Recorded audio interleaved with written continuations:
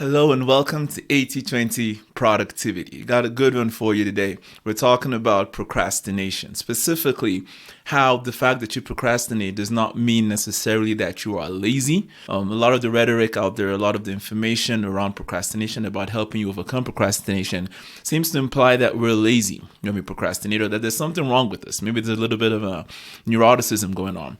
But I'm going to share with you today 5 reasons why you procrastinate that have nothing to do with you being lazy. So stick around. I think you're going to enjoy it. Let's get started. So we're going to talk about what procrastination is. I think it's important to lay that foundation. And because this is the 80/20 Productivity Podcast, we're going to talk about why it's important for 80/20 living, doing more by doing less. We're going to see also why procrastination is a feature, not a bug. That might surprise you to find out that is procrastination actually part of how we're built. It turns out, yes, it's a maladaptive strategy, but it is a strategy. So we'll look into that aspect of procrastination as well to give us some grounding as to why procrastination even exists in the first place. Then we're going to get into the meat and potatoes of the episode. We're going to get into the 5 reasons, and more importantly, we're going to talk about practical steps. We're going to really get into it, practical steps you can take. The first one is that you are oversubscribed. Second is that you have low energy, underpowered, like I like to call it.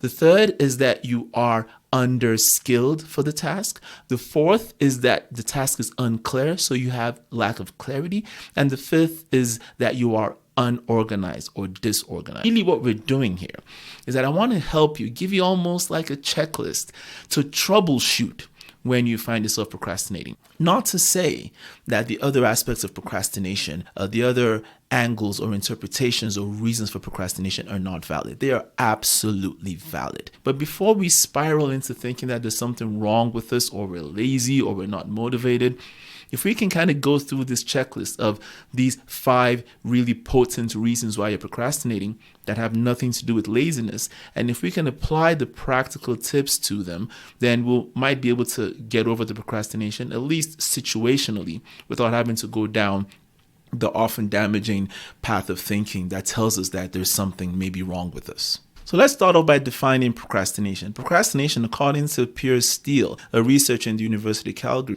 he says that to procrastinate is to voluntarily delay an intended course of action despite expecting to be worse off for the delay. I think this definition is important because if we don't get the definition right for procrastination, we might be doing something else thinking it's procrastination. I like the key word there where he says voluntarily delaying a course of action. So if something comes up that prevents you from doing what you intended to do, then it's not really procrastination. If you're, for example, physically hindered from carrying out an action, or maybe by virtue of, heaven forbid, falling ill or something, and that prevents you from taking action, that's not procrastination. Now, of course, could you have done it earlier? And, that's a whole other story. But in the moment, what's preventing you from taking action? The other thing I think that's important to point out in that definition is that Steele makes a distinction by saying that you delay in spite expecting to be worse off. Well, that's a very important psychological consideration. If you don't expect to be worse off for delaying something, that's just good old delay. There's nothing really procrastinating about it. So those 2 things seem to be important for something to qualify as procrastination. And this is not just an academic definition. This is not an academic analysis, because these actions have psychological implications, as you know.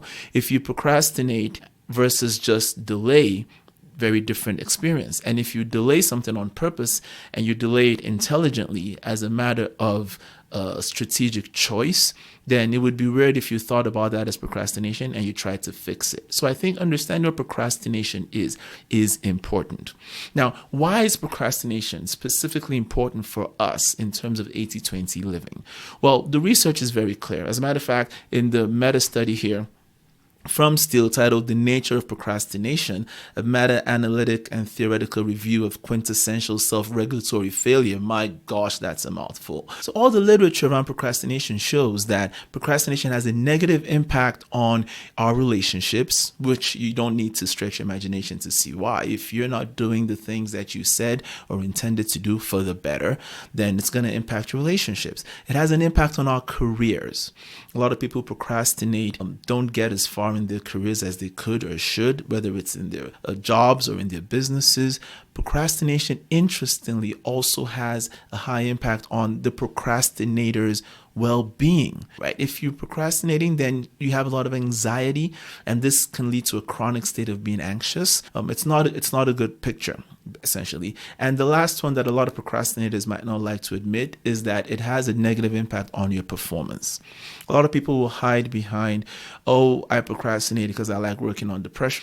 But if a person procrastinates, it impacts their performance, because if you had more time to do something and you took your time to do it, it's more likely you'll do it better than if you rush to do it in the last minute because you procrastinated. Keep in mind that definition we started with.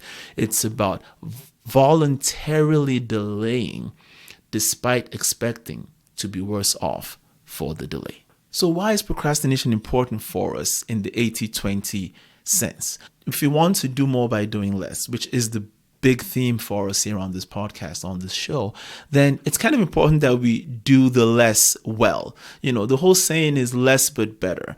So if you find yourself procrastinating on the things that you want to do well as part of the vital few things that you want to do well, then you're not really getting the full benefit of living by the law of the vital few. You're not really doing more by doing less. You're just doing less and less, essentially.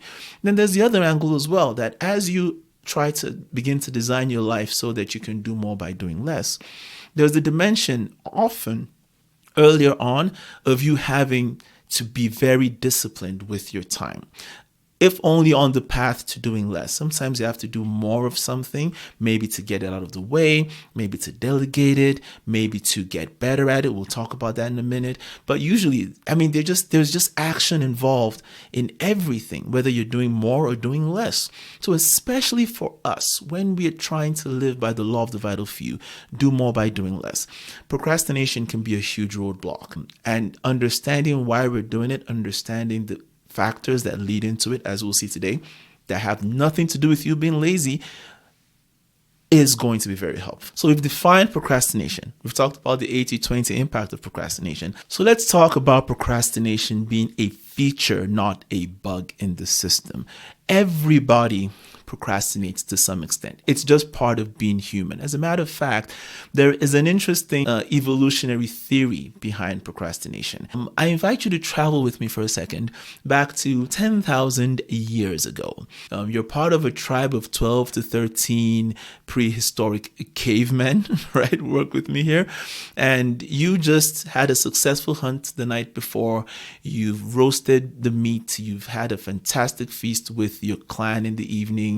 Maybe you had a few of your little concoctions to drink that you had lying around, and you went to sleep. Not really a bed. You went to sleep in your cozy little cave. And now the sun is up. It's the following morning. Quick question for you. What is on your to-do list? Exactly. You don't have a to-do list. Your to-do list is stay alive for another day, right? Maybe pick some berries. Maybe if you can, probably you didn't eat all the meat from the hunt the night before. Just basically stay alive. Try not to die. Try not to die is the to-do list, and stay fed, and maybe have some fun. That's your entire to-do list. You don't have a 5-year plan. You don't have a Monday, Tuesday, Wednesday. You don't even have a concept of time in terms of hours and minutes. You understand sunrise, sunset, evening, morning. You probably understand seasons, right? The bigger cycles. But in terms of minute by minute, hour by hour, I have to be at this meeting or at this place by 10 a.m. That's not even a concept that you have. So think about the history of our species. We have been less bound to schedules for longer than we have become bound to schedules, especially with the reality of modern day work. And if you examine that for a second, the fact that procrastination really cannot exist if there is no schedule, right? The fact that we talk about procrastinating, it's in the concept of time. You're not procrastinating something if it doesn't have a deadline, right? If you woke up in that prehistoric time, there's no pressure to do anything by a certain time.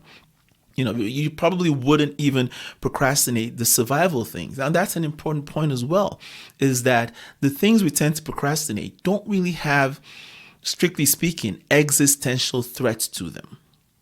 There is no existential threat to the things we procrastinate in modern day life. You would not procrastinate jumping out of the way if a car was going to hit you on the street. You would not procrastinate running away from a saber-toothed tiger if you were confronted by one in prehistoric times. You would not procrastinate getting something to eat if you are starving. So the things that motivated us through the prehistoric lens were things that we really could not procrastinate because they were often life or death issues. Whereas today, because we have more scheduling in our lives and more deadlines, as it were, that introduces one layer of complexity for our fairly prehistoric brains still. But then also the things we're trying to achieve, there's no salience, there's no urgency to them in the moment. And even if there was, they don't present the same level of threat that a threat would be in prehistoric times. All this to say that really, if we're being perfectly honest, there is a bit of a mismatch between how we tend to respond to the concept of time and scheduling and how we are fundamentally wired. And this is not just me spitballing here. This is not just me making this up. The story goes into the research as well. The whole concept of life history. There's actually a really cool paper called, let me pull it up here. It's called Procrastination as a Fast Life History Strategy. It's a paper by Binbin Chen and Lei Chang. And they go into explaining how procrastination made sense in our evolutionary history. Think about that for a second.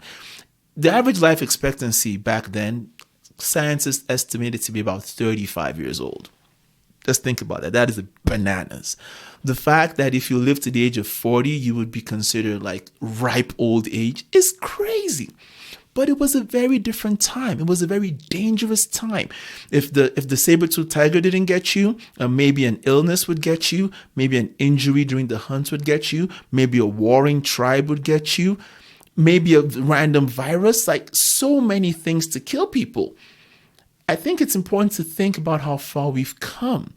In fact, I'm going to read a quote for you from the research paper here that says, talking about life history, right? It says there's a fast life history and the slow life history. So in prehistoric times, it made sense to have a fast life history because impulsivity, as we'll see, that's closely related to procrastination, made sense. If you didn't know how long you were going to live, it made sense that you lived fast. You live for the moment. You're impulsive. If you have to choose between something that's happening now and something that could happen a week, 2 weeks, 3 weeks, a concept you don't even have, by the way, let's call it 10, 20 sleeps from now, you're doing the thing that's in front of you now. You're enjoying the pleasure you can now, and you are putting off this discomfort for as long as you can because you don't even know if you'll be around. So procrastination appears to be a feature. In the paper, they say fast LH, that's fast life history people, are expected to be procrastinators who do not have the requisite future orientation to meet, right? No future orientation to meet, and who would not benefit from meeting prospective schedules. What schedule? Right. So it's important to understand, first of all, that procrastination is a feature, not a bug. It's your brain's way of prioritizing immediate pleasure over longer term benefit. I think it's important to start with that we understand that procrastination is not something that's wrong with you.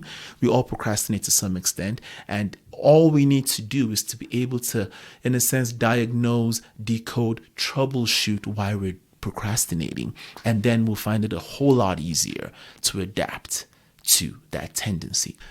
We talked about a lot of things, right? Procrastination essentially is a maladaptive strategy. It's a strategy that's not suited to the context it's in. It's not a bug, it's actually a feature. So let's get into the good stuff, the meat and potatoes, taking our sweet time. Let's start talking about some of the reasons why that have nothing to do with laziness that you might be procrastinating. The first one, which is going to resonate with you if you're a listener to 80/20 productivity, is that you are oversubscribed. Oversubscribed. In other words, you have too much stuff on your plate. You have only a finite amount of resources. It's difficult to do everything well, and it depletes your energy to the point where you sometimes will procrastinate just to have a sense of control. And this is something I had experienced before I found it in the literature. There was a time when I had so much going on. I had volunteer commitments. I had a very time-consuming client work, a client contract that I was working on. I had my other client work that I was working on. I had family to take care of, and I was also trying to work hard on my health and fitness. I was also trying to take courses and learn more about my field, just continuing development. There was so much going on in my life and so many things scheduled into my day. I often preach the 70% rule. There was a point in time when I couldn't even stick to that. My calendar was so full, and I found myself procrastinating. And I thought, why am I procrastinating so much?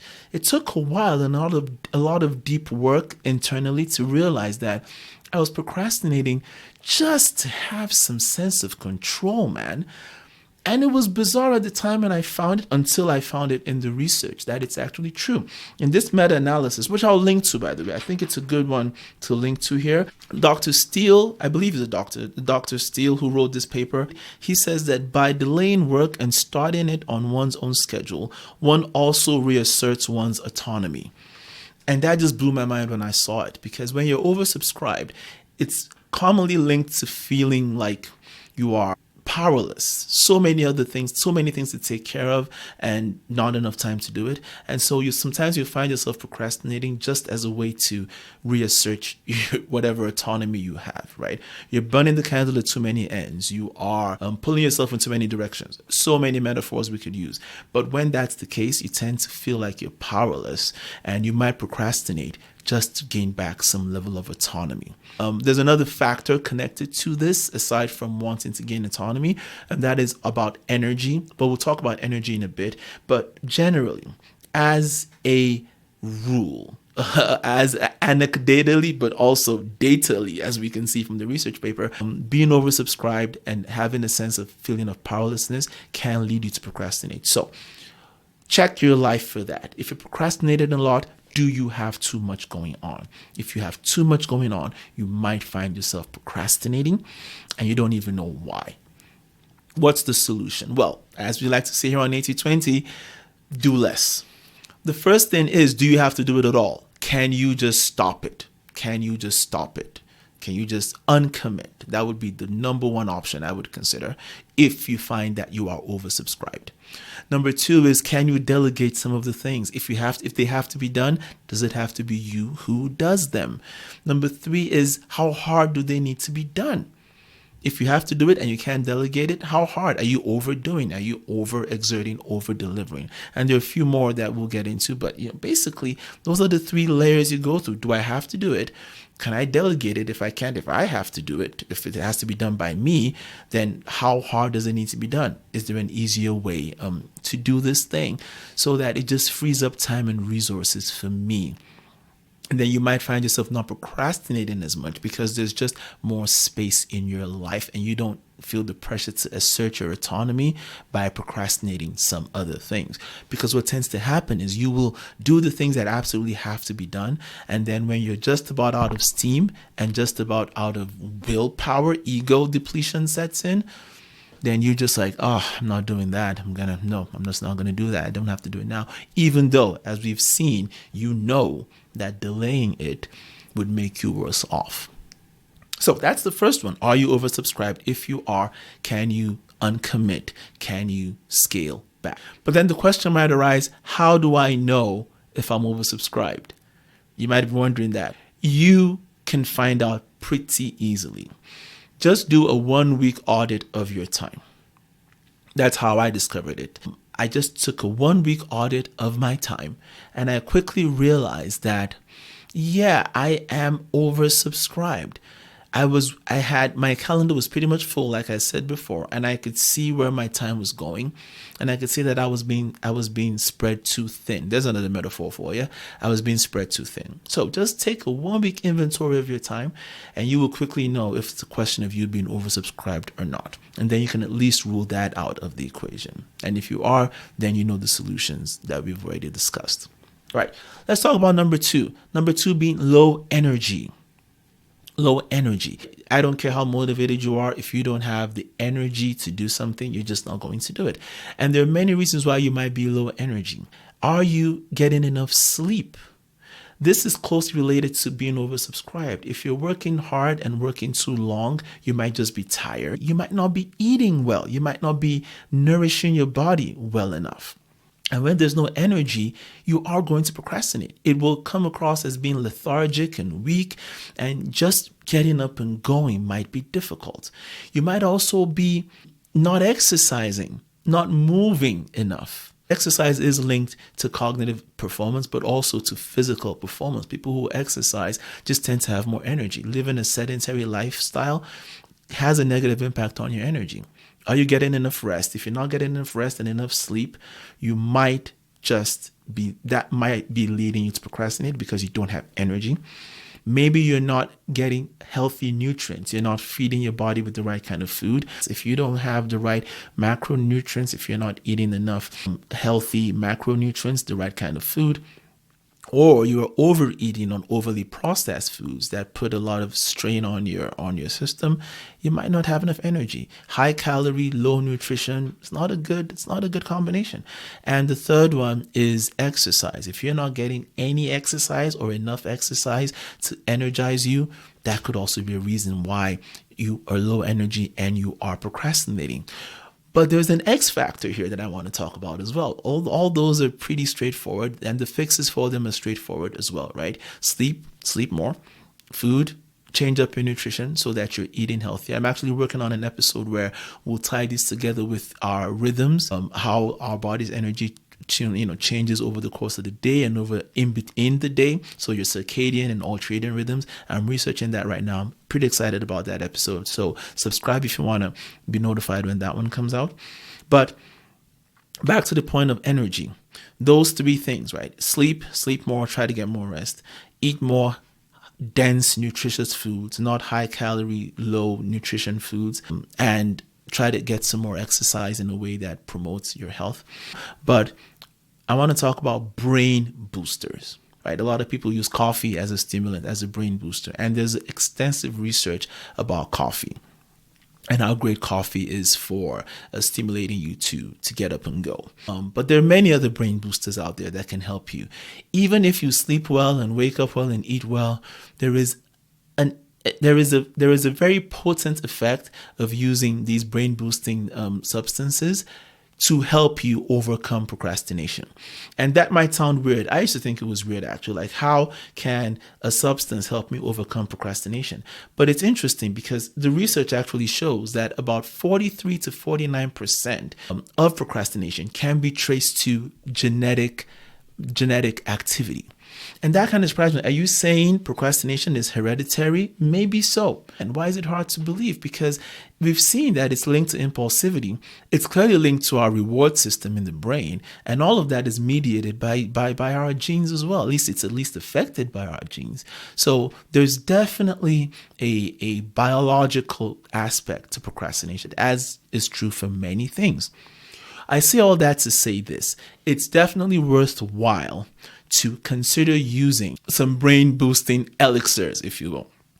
Most people reach for coffee, and that's fine. It's, like I said, it's well researched, but I found a really interesting alternative to coffee. Well, it could be an alternative, but it could also be an addition to coffee. And it's a nootropic productivity shot. It's actually the first nootropic productivity shot, I believe, that's been made. And it's called Magic Mind. Now, Magic Mind is like a little 2-ounce bottle that you consume as part of your, if you want, as part of your morning ritual, but at least as part of your productivity ritual. And it's not just a blunt instrument like coffee is or caffeine is. It's actually a fine-tuned blend of stimulants adaptogens, and nootropics. What does that mean? That means that the stimulants will get you going cognitively. The adaptogens will help you manage stress, and the nootropics will just give you that overall boosting effect. When the company reached out to me and they had said, we really like your podcast because you talk about doing more by doing less, and our drink is all about doing more and stressing less. So I thought that was really cool. So I gave it a shot, and no pun intended, I gave it a shot, productivity shot, purely coincidental. But I tried Magic Mind, and I've been drinking coffee for years at this point, and it was surreal, the effect that this productivity shot had. The ingredients in it, all highest quality. They got matcha in there. If you know what matcha is, there's a ceremonial grade matcha. Matcha is the highest quality version of green tea that you can find out there. Ceremonial grade being the highest as well. I'm not going to go through the laundry list of all the ingredients, but a few stood out to me as being really relevant to procrastination. So they had rhodiola rosea, which there's a lot of research around this particular herb now that's touting it as a potential miracle herb. I don't like that term, miracle herb. I don't think any one thing is a miraculous thing. But in the domain of mental clarity, rhodiola rosea is getting a lot of attention, and there are more and more studies substantiating its powerful effect on mental clarity. And then there is Bacopa monnieri. I read about the effects of this particular nootropic on impulsivity, managing impulsivity. And that's when I was like truly blown away that, okay, these guys at Magic Mind are really onto something there. So I did some more research, and I found out that their founder had gotten into some health issues over consuming too much coffee and just being highly stressed. He actually wrote a great book on nootropics. Apparently it's a bestseller out there. And this was what led him to develop Magic Mind. And over many iterations with qualified scientists, they came up with this proprietary blend of all of these ingredients. And they've managed to find a formulation that produces some really profound effects. And they've set us up here on 80/20 Productivity with a special discount code. So if you use the link, our link here, magicmind.com/8020 productivity. Again, that's magicmind.com/8020 productivity, and use the code PRD20. So like Peter, Roger, Daniel 20 at checkout, you get an extra 20% on top of whatever discount is on there. There's actually a discount on there already for a 30-day subscription to Magic Mind. If you layer this on top, you could get as much as 56% off.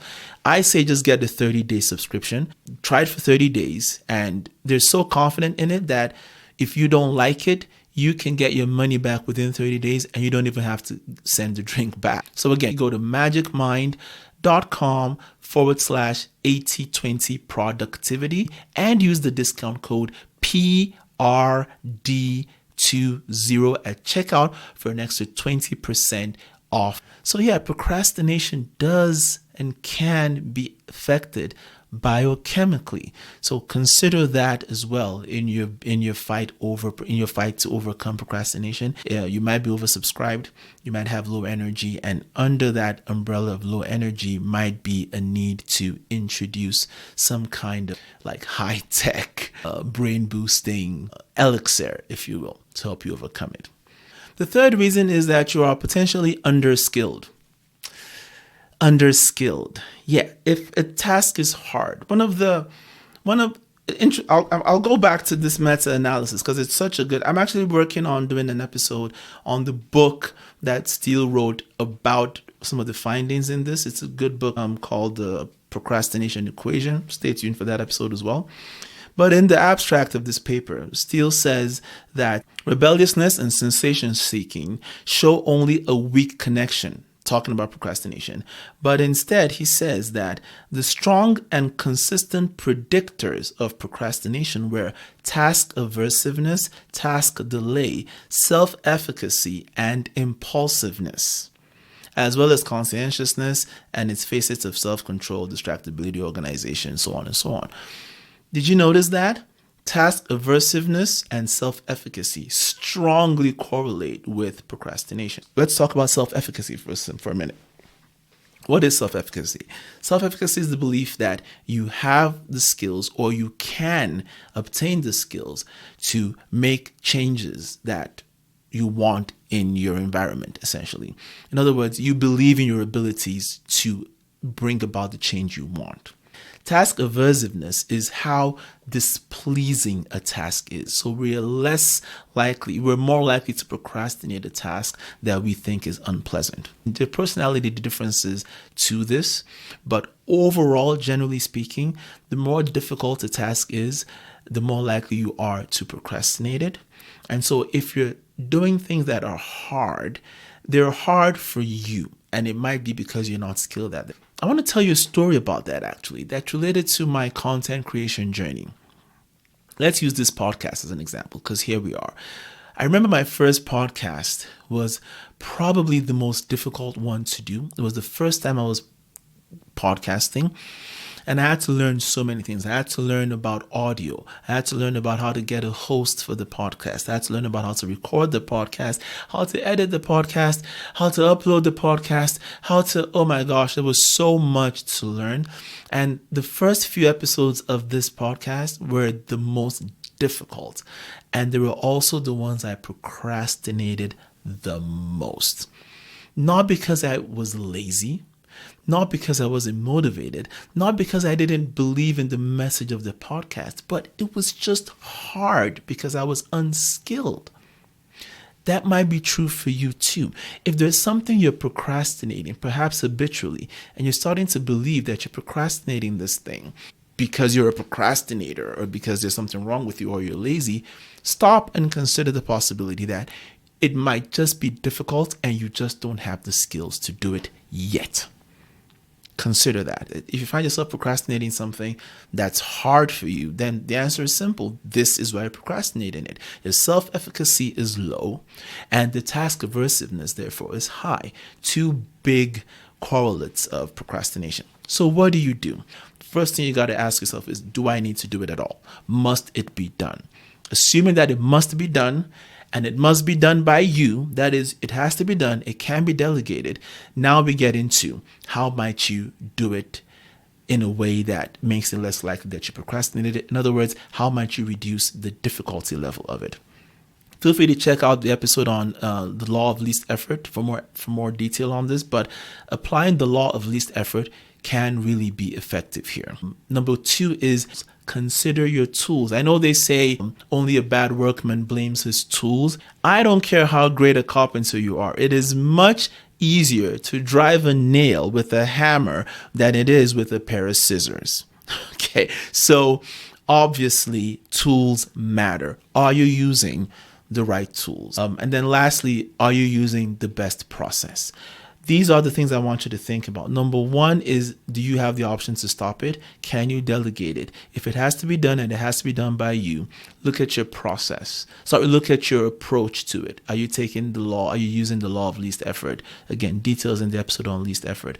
Are you using the right tools? Are you using the right tools? Are your tools what's really stopping you? And what's your process looking like?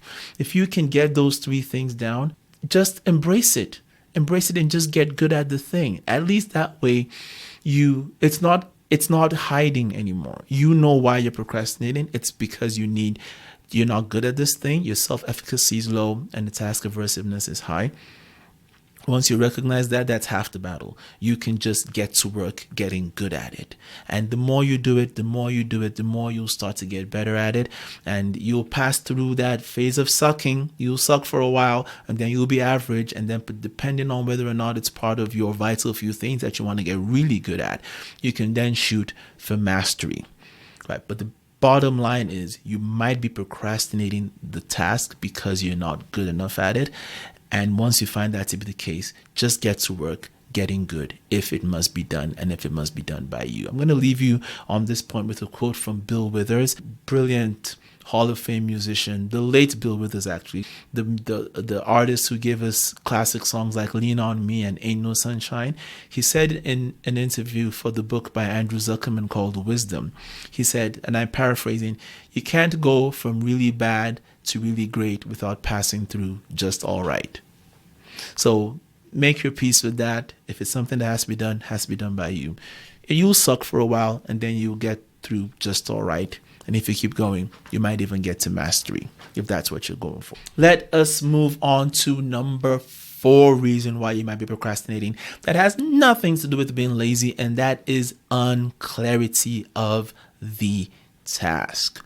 I don't see this one being talked about a lot, but it was implicated indirectly in one of the research papers that I saw about how tasks that produce frustration tend to be procrastinated a lot. Now, that could be linked back to difficulty because you tend to be frustrated if the task is difficult. But I also think that unclarity can be very paralyzing. It's hard enough getting motivated to get up and do something, no matter how much coffee or magic drinks you might have had. But getting up to go do something is hard enough if you don't add the complexity of ambiguity. There's a personality angle to this for sure, but different people have different varying degrees of tolerance for ambiguity. That much we do know. And that's kind of important because if the task you're trying to complete or what you're trying to do is ambiguous, then it's hard to actually take action because you don't even know what the action is. And I'm going to give you some categories here, basically a framework. I'm going to give you a framework here to get clarity about what the task might be. Say you're in an office and your board of directors, your manager, your senior manager, your VP, whatever, asks you to do something. There are certain aspects of whatever it is they've asked you to do that you want to get very clear. Otherwise, you might find yourself procrastinating. Now, I'm gonna preface this by saying that it's probably not a good idea for you to ask for all of this from whoever is asking you to do it, depending on the context. Depending on where you are in your career, part of your job might be to figure this stuff out. You might just be given an outcome. We'll talk about outcomes in a second to achieve. And so you might be the one who needs to find this information. But whether it's you finding the information or the person who delegated the task to you giving you that information, you kind of need information in these categories for you to essentially reduce or eliminate the probability that you will procrastinate the task. No further ado. You want to have clear output. What is the output that's required from this task? If it's a report, you want a report. Let's use the example of I'm going to start a business. Probably the vaguest goal, right, task that you can have. It's really a symphony of tasks. But if you clarify that the output I need now is a verified market viability for this idea, that's an output.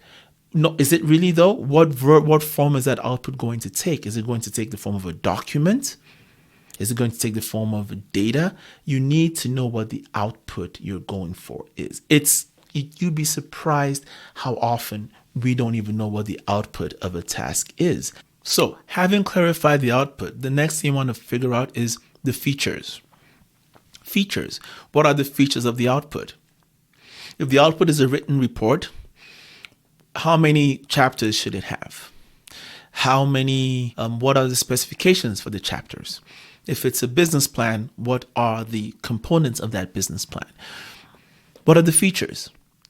That's another aspect of clarity that will help you beat procrastination. The third is the timeline. We've talked about fast, slow life strategies from the evolutionary standpoint. We need timelines for clarity. If something is way off in the future, the research shows that temporal discounting, which is the phenomenon in psychology where something is is perceived as more valuable if it's going to happen more immediately than later on. In other words, $1,000 now is way more valuable. It's considered of higher value to you psychologically than $2,000 in a year from now, or at least it's equivalent. In other words, you would definitely count $1,000 now being more valuable than $1,000 later. And on average, people think that for it to become equivalent, say a year from now, it has to be double the amount. This has nothing to do with inflation. It's just the way we tend to respond to time. Again, it might be an offshoot of that fast life strategy that our species had lived with for a very long time. But back to the point here, timeline. You want to have a timeline for the task to help you overcome procrastination. Even if the actual timeline is kind of infinite, for example, you may never start that business if you don't have to, but giving yourself a timeline for at least the first step in the business makes it less likely that you procrastinate. By when? When does this task have to be done? The third thing you want is the purpose.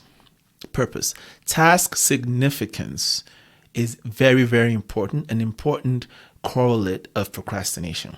If a task is felt to be insignificant or meaningless, you will probably procrastinate it. So you want to not only understand the purpose of the task or the purpose of the output from the work you're doing, but it also helps if you understand how it fits into the bigger picture of meaning in general. But even if you don't have that, at least understand what the output is supposed to do. If you've been assigned a piece of code to write, it kind of helps to know what the code is supposed to do. I say that facetiously, but really, if you've been around, you might have experienced a lot of unclarity around the purpose of some of the work that we might be asked to do. I find oftentimes when I work with clients sometimes and I have to create some kind of learning intervention, whether it's a seminar or a course or even a custom keynote or something, getting to the heart of what problem they're trying to solve can be challenging sometimes.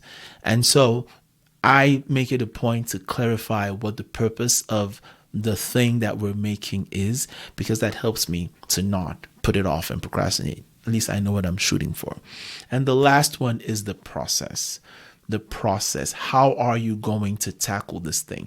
Once you've clarified the output, you've clarified the purpose, you've clarified the features, you've clarified the timeline, the act of making a plan for how you're going to go about doing the thing, doing the work, doing the task, can be very powerful in overcoming procrastination, because you have eliminated any form of lack of clarity from start to finish. You know what needs to be done. You know the specifics of it. You know when it's due, and now you have a process for achieving it. If you find that you're procrastinating because of the lack of clarity, make these things your priority, whether you have to get that information from the person for whom you're doing the task, and if it's for yourself or you are more entrepreneurial, getting clarity on these things: output, features, timeline, purpose, and process. You probably have beaten this version of procrastination hands down. So look into that if that's what might be affecting your procrastination. The last but not the least is being unorganized. This one will be very short because it's really straightforward. Being disorganized, being unorganized correlates very, very tightly with procrastination because, again, it's related to low energy and being oversubscribed, but I think we can agree that it's possible to be undersubscribed and be disorganized. And it's possible to have high energy and be disorganized. And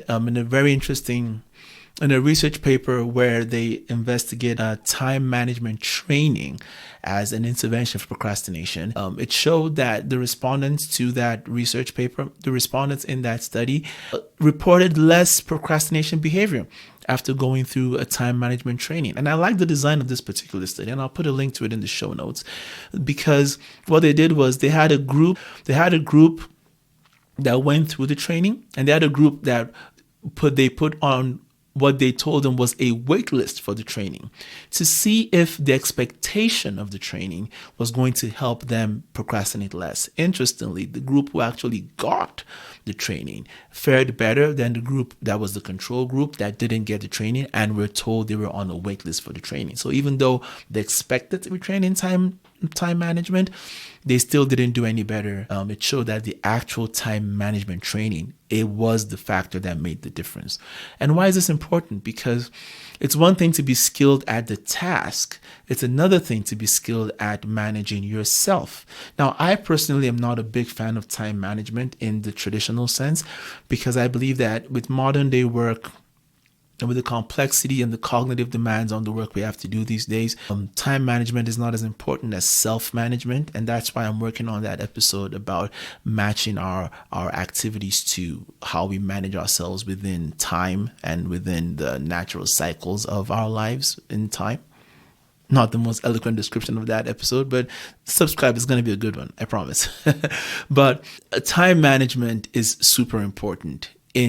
Managing yourself in time is what I would say is critical for overcoming procrastination. If you don't have a solid self-management system, then that might be why you're procrastinating. You just might not be organized enough to do all the things that you need to do, even if you're undersubscribed. And just investing time and investing energy in either reconnecting with your self-management process or creating and practicing one could be huge. The vital few things you need to do, as we always talk about here, is essentially a to-do list that you start the day with and review at the end of the day. We have a whole episode on the to-do list. You want to check that out, that's fine. But if you want to take this up a notch to the next level and really dial in your productivity, I suggest you check out the productivity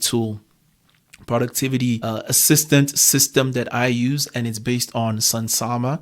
The guys at Sunsama hooked us up again with double the free trial period. Use my link try.sunsama.com/Anthony. I'll put a link to that in the description as well. That particular system, that particular tool helps you really dial in your management of yourself in time. And I use that term specifically because Sunsama is all about managing yourself in time, managing your attention, managing your priorities in time versus the typical time management approach to productivity. So that's the last one, being unorganized. And the solution for that is that you invest time and effort in a self-management system to help you lower the odds of procrastination, again, as backed by the research. Now you know 5 reasons why you might be procrastinating that have nothing to do with you being lazy or being neurotic. Take this information, use it to help you do the things that matter. And remember, like we always say here on 80/20 productivity, it's not what you know that matters, it's what you do with what you know. Until the next episode, I am still Anthony Sani. Bye for now.